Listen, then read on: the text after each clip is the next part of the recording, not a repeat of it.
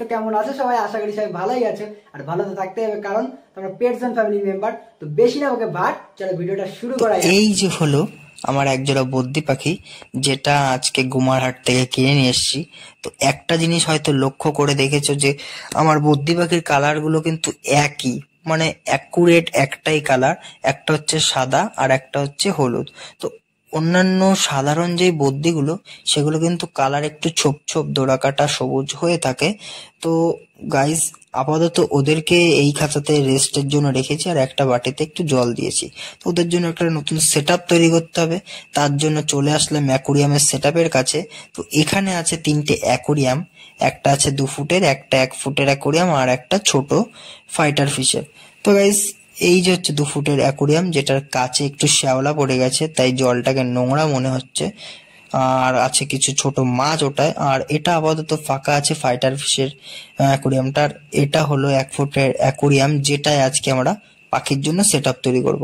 তো গাইস, এটাই আছে কিছু গাপ্পি মাছ আর গাপ্পি মাছের বাচ্চা। আর জলের কন্ডিশনটাও ততটা বেটার নয় এখন অ্যাকোরিয়ামটার। তো আমরা কি করব, মাছের বাচ্চাগুলোকে আর মাছগুলোকে, ছোট মাছগুলোকে ছোট অ্যাকোরিয়ামে রাখবো, আর বাকি যে জিনিসগুলো থাকবে হাড়ি, মানি প্ল্যান্ট, সেগুলোকে আমরা একে একে এই বড় অ্যাকোরিয়ামে রেখে দেবো কিছুদিনের জন্য গাইস। তো প্রথমেই আমাদের কি করতে হবে, আমাদের অ্যাকোরিয়ামটাকে পরিষ্কার করতে হবে। 2টো অ্যাকোরিয়ামকেই পরিষ্কার করতে হবে। তার জন্য ভাই এখানে একে একে মানি প্ল্যান্ট, হাড়ি টাড়ি সব সরিয়ে দিচ্ছে। তো সরানো প্রায় কমপ্লিট। তো গাইস, ভাই এখন অ্যাকোরিয়ামটাকে খুব সাবধানে বের করছে, কারণ কাচের জিনিস গাইস, পড়ে গেলেই হাত পা কেটে যাওয়ার সম্ভাবনা থাকবে। অ্যাকোরিয়ামটা কিন্তু অনেক ভারী ছিল, কাচের যেহেতু, আরো ওর মধ্যে একটু জল ছিল, পাথর ছিল অনেক। তো গাইস, ভাই অনেক সাবধানতা সহকারে অ্যাকোরিয়ামটা বের করে নিয়ে আসলো আর শোলার উপর রাখলো, কারণ একটু সেফ সেফ থাকবে অ্যাকোরিয়ামটা। আর এখানটা কিন্তু এখন ফাঁকা ফাঁকা লাগছে, কিন্তু একটু পরে আবার নতুন একটা পাখির সেটআপ এখানে রাখবো। তো গাইস, এখন চলে এসেছি কল পাড়ে। তো জলের কন্ডিশনটা তোমরা দেখতে পাচ্ছ কতটা ব্যাড ভাবে, অনেকদিন ব্যাড হয়ে আছে। তো গাইস, এখানে প্রথমে আমাদের ছোট অ্যাকোরিয়ামটা পরিষ্কার করা হয়ে গেছে। আর এখন আমরা কি করব, এর ভিতরে যে বাচ্চাগুলো আছে সেগুলোকে আমরা এই ছোট অ্যাকোরিয়ামে শিফট করব। তো তার জন্য আমরা এখানে এই পদ্ধতিটা মানে গ্রহণ করলাম। তো গাইস, ফার্স্টে ভাই এখানে একটা ঝুড়ি ধরেছে, ছোট ফাঁকার ঝুড়ি, আর আমি আস্তে আস্তে জলগুলো ঢালছি ঝুড়ির মধ্যে। তো গাইস, এই পদ্ধতিটা গ্রহণ করেও আমাদের কোনো বিশেষ লাভ হয়নি, কারণ 2-3টে বাচ্চা জলের সাথে চলে গেছে, কিছু করতে পারিনি। হাতে ছিল অ্যাকোরিয়াম আর ভাইয়ের হাতে ছিল ঝুড়ি, তাই মনটা একটু খারাপও হয়ে গেছিল। তো গাইস, অবশেষে আমরা 2-3টে বাচ্চা রেস্কিউ করতে পেরেছি। তো গাইজ, এই যে দেখতে পাচ্ছ মাছের বাচ্চার সাইজ এরকম।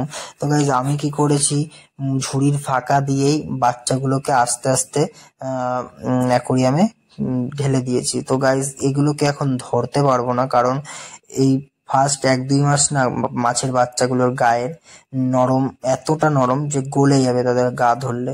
তো গাইজ, আমি ফার্স্টে অ্যাকোরিয়ামটা ধুয়ে নিচ্ছিলাম।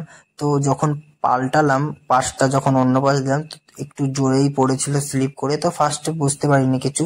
কিন্তু যখন এই পাশটা পরিষ্কার করে অন্য পাশ উঠাবো, তখন দেখি একটা ক্র্যাক পড়েছে। তো গাইস, ভেবেছিলাম নিচেও ক্র্যাক পড়েছে, তো কিন্তু অনেক খোঁজার পরে একটা ক্র্যাকই পড়েছে, যেটা উপরে পড়েছে। কোনো অসুবিধা হবে না হয়তো, আশা করছি এটাই।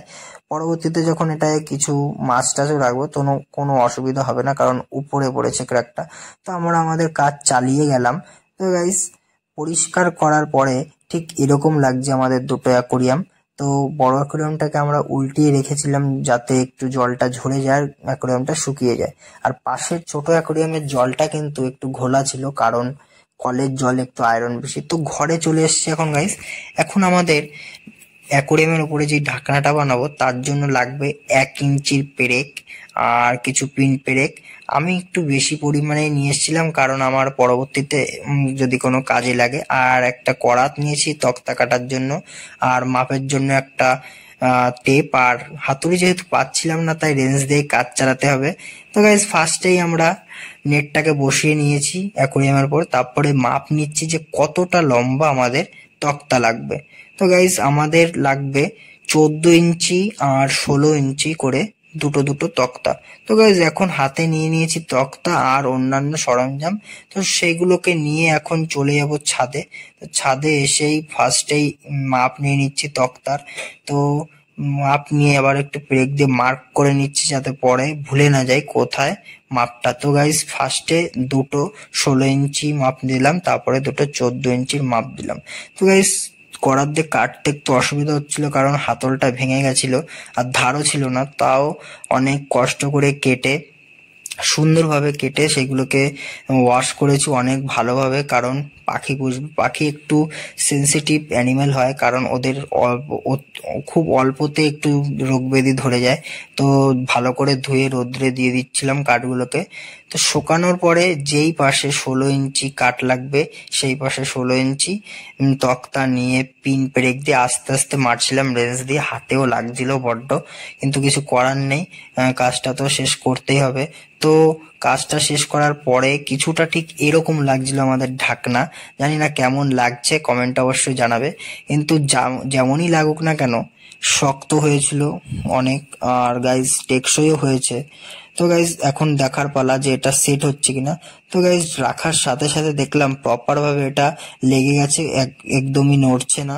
তো গাইজ খুবই সুন্দর লাগছে এখন সেটআপটা। এখন একটা কাজই বাকি, যে আমাদের এর উপরে একটা ছোট্ট দরজা টাইপ করতে হবে যাতে সেখান থেকে খাবার টাবার দিতে পারি। তো গাইজ দরজা করার পরে ঠিক এমন লাগছে, পাখিগুলোকে আমি ছেড়ে দিয়েছি এর মধ্যে। তো গাইজ একটু ভয়ে ভয়ে আছে কারণ নতুন জায়গায় এসছে গাইজ। তো দরজাটা ঠিক এরকম ভাবে কাজ করে একটা হুক বানিয়েছি, সেটাও ভাবে জালের সাথেই লেগে থাকে। তো গাইজ পাখিগুলো কিন্তু এখানে একটু চুপচাপ হয়ে বসে আছে।